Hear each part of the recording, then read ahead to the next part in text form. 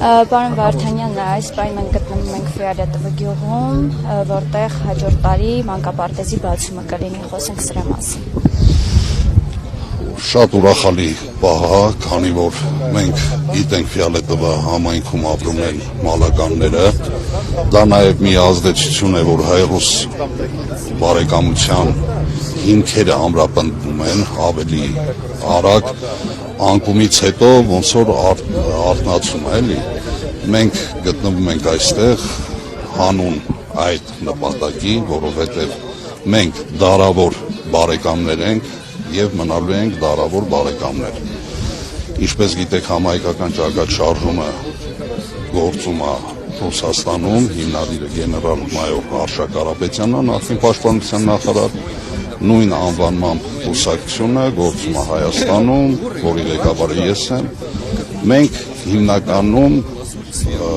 քայլում ենք այն ճանապարհով, որը որ դա մեզ արմատական տված է։ Մենք պետք է լինենք միասնական, մեր բոլոր հարցերը պետք է լուծենք իրար հետ, ոնց որ դարերով ենք լուծել,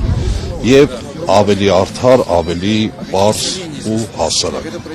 Պարոն Վարդանյան, խոսենք նաև եկեղեցու դեմ արշավի մասին։ Հա Նիկոլ Փաշինյանը սկզբից սկսեց եւ ԿՊԱ-ականները շարունակեցին այդ պատարշավը։ Ես չեմ ուզում իրանց հիմար ավանդույթները մի քիչ շատ անդրադառնամ դրանց։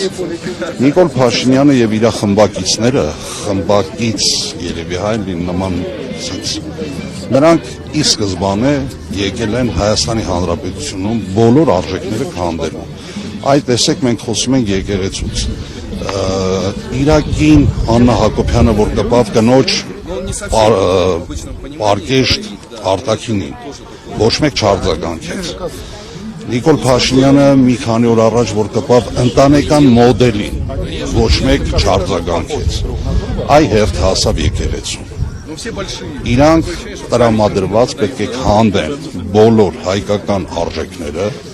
որ հայերի մոտ չլինի արժեքով ապրել։ Այ օրվա ապրելով մեր համար տարբերություն չլինի այսօրվա դրությամբ ստեղ մնում է ադրբեջանցի, թե մնում է թուրք, թե մնում է տերորիստ, այ իրանց գործունեությունը հետ է, դրա համար կպնում են բոլոր արժեքներին, ոչ թե մենակ եկեղեցուն, այլ բոլորին։ Իսկ եկեղեցուն ես կհորդորեի բոլոր եկեղեցականներին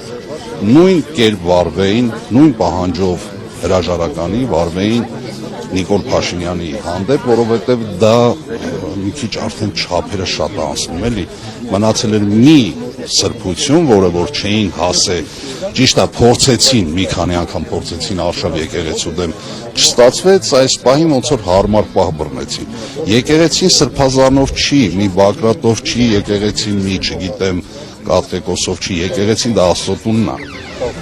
Մենք եկեղեցուն կպնելով քանդում ենք մեր ապագան, նաև անցյալը, որովհետև դժվարին ժամանակներում հայոց ազգին միշտ եկեղեցին է համախմբել եւ առաջնորդել։ Այդ ժամանակ ոչ մի նախագահ, վարչապետ, չգիտեմ, ԿՊ-ական խմբակ եւ այլն բան ոչ մեկ չի եղել կանգնած ժողովրդի կողքը։ Ես եմ շնորհակալ։